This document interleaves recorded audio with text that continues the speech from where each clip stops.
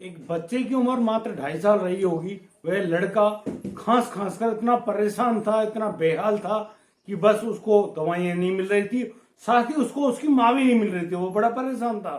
तो वह तभी अपने छोटे मामा के पास जाता है और कहता है कि मामा, मुझे खांसी बहुत तेज से आ रही है, मुझे कोई दवाई दे दो। तो जो उसका छोटा मामा है कहता है उससे कि बेटा, अब मैं तुझे ऐसी दवाई दूंगा, तू जीवन में कभी खांसेगा ही नहीं। और फिर वह छोटा मामा उस लड़के को गेहूं में कीड़े मारने की जो दवाई होती है, उस दवाई को घोलकर एक शीशी के अंदर डालकर उस बच्चे को ऐसे पिलाता है कि फिर उस बच्चे को अगले 15 मिनट में मुंह से झाग आने लगते हैं और वह लड़का मरणासन स्थिति में होता है। आनंद फानन में उसको जैसे हॉस्पिटल पहुंचाया जाता है तो हॉस्पिटल के जो डॉक्टर हैं उस बच्चे को मृत घोषित कर देते हैं। दोस्तों, बड़ी हैरान कर देने वाली ये घटना आज की है, जिसे हम आज आपके सामने लाने वाले हैं। बहुत ही परेशान कर देगी, शायद आपको अंदर से हिला भी दे, झकझोर के रख देगी। दोस्तों नमस्कार, आदाब, सत श्री अकाल। मैं भीषम प्रकाश स्वागत करता हूं आपका किस्से क्राइम के।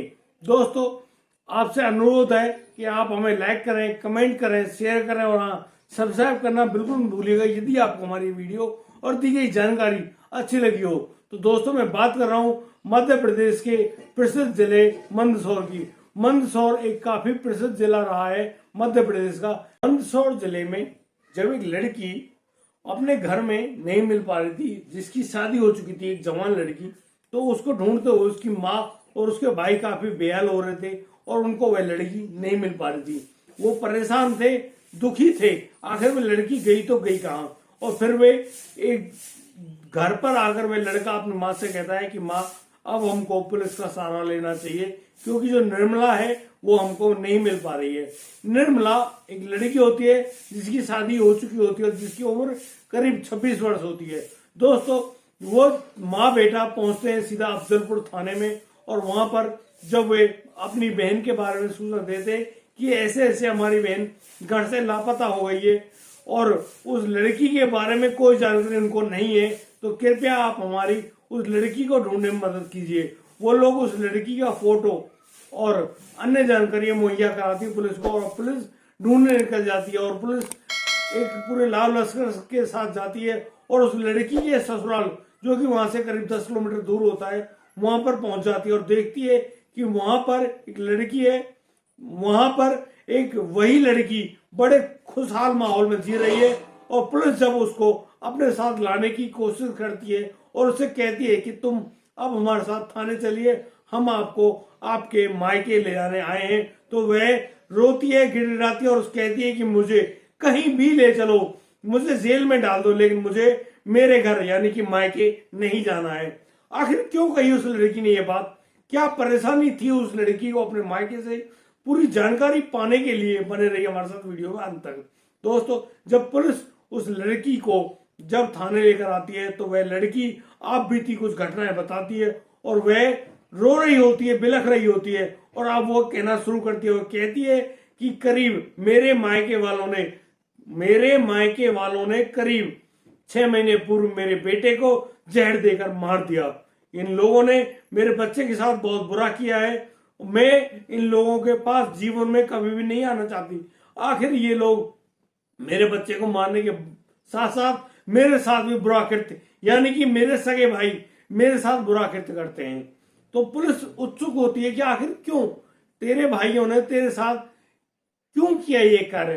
तो दोस्तों, वह लड़की बता रही होती है उसका बड़ा भाई, जिसकी उम्र करीब 25 वर्ष है, वह लड़का जिसका नाम संतोष कुमार है, उस लड़की की जो शादी हुई थी उस भाई के साथ हुई थी और आटा साटा के तहत हुई थी। यानी कि जो लड़की एक दूसरे पति के पास जाती है, यानी कि वह लड़की जब शादी करती है तो वह अपने पति के पास जाती है, तो उस पति की बहन उसके भाई के पास आती है। ये आटा साटा की कुछ ऐसी प्रक्रिया है जिनको कुछ जिलों, कुछ राज्यों में जरूर किया जाता है।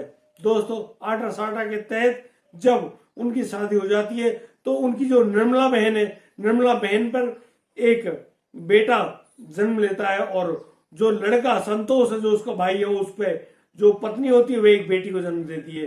दोस्तों, लड़के को पाकर निर्मला बेहद खुश थी, लेकिन उसके जो भाई संतोष है, उसको जब बेटी हुई तो वह बिल्कुल ना खुश था, दुखी था परेशान था और वो सोचता है कि मुझे बेटी ही क्यों पैदा हुई, बेटा क्यों नहीं हुआ।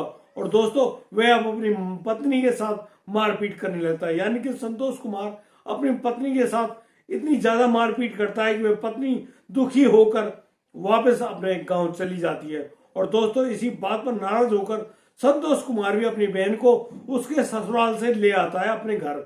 और दोस्तों यहाँ पर जब वह अपने घर में रह रही होती है तो वह जो भाई है संतोष कुमार उसको अपनी बहन के रूप में नहीं, अपने साले की पत्नी के रूप में देखता है, यानी कि वह उसे अब बहन वाला संबंध नहीं न रखना चाहता, वह उसको देखता है तो अपने साले की पत्नी के रूप में। वह उसको नहाते धोते आते जाते उस पर गंदी नजर रखता था। और फिर एक दिन जब उस परिवार में उसके माँ बाप और छोटा भाई कहीं बाहर गए हुए होते हैं तो उस लड़की के साथ वह बुरे कृत्य को अंजाम देता है, यानी कि उस लड़की के साथ, यानी कि अपनी सगी बहन के साथ बलात्कार करता है। वह लड़की उससे बार बार गुजारिश कर रही है, गिड़गिड़ा रही होती है, उसके पैर पकड़ने तक की कोशिश करती है और कहती है कि तुम तो मेरे सगे भाई हो, तुम मुझे छोड़ दो, बख्श दो, मुझ पर रहम करो। लेकिन वह एक दुष्ट आदमी अपनी बहन को नहीं बख्शता और फिर उसके साथ बुरे कृत्य को अंजाम देता है दोस्तों।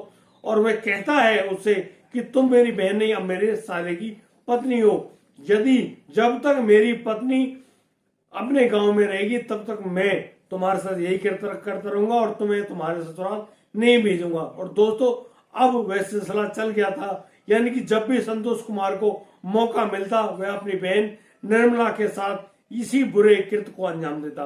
बेहद ही शर्मनाक की घटना है, आपको झकझोर देगी। और पुलिस जब इस बात को सुन रही थी तो खुद पुलिस इंस्पेक्टर के आंखों में, जिनका नाम कमलजीत सिंगार है, वो दुखी है, थाना अध्यक्ष है, बहुत ज्यादा दुखी है, परेशान है और वे रो रहे होते हैं कि आखिर एक सगा भाई एक सगी बहन के साथ इतना बुरा कृत्य कैसे कर सकता है। दोस्तों मुझे लगता है कि आप भी इस घटना को सुनकर काफी विचलित हो गए होंगे।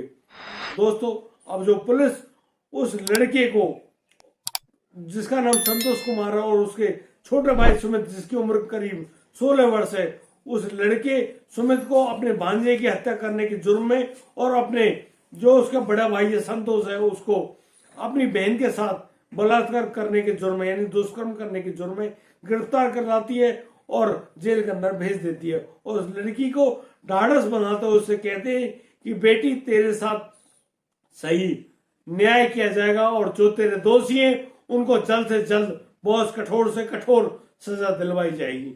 दोस्तों हमारा उद्देश्य आपको परेशान करना, आपको दुखी करना नहीं है, लेकिन हम आपको सचेत करना चाहते हैं, सावधान करना चाहते हैं, ताकि आप लोग सतर्क रहें, अपने बच्चों, अपने परिवार, अपने आस पड़ोस में होने वाली ऐसी घटनाओं से खुद को और अन्य लोगों को भी बचाएं। दोस्तों यदि आपको हमारी वीडियो और दी गई जानकारी अच्छी लगी हो तो हमें लाइक करें, कमेंट करें, शेयर करें और हाँ सब्सक्राइब करना बिल्कुल मत भूलिएगा। दोस्तों सावधान रहें, सतर्क रहें और अपने बच्चों का, अपने परिवार का ऐसी खूबसूरती से ख्याल रखते रहें।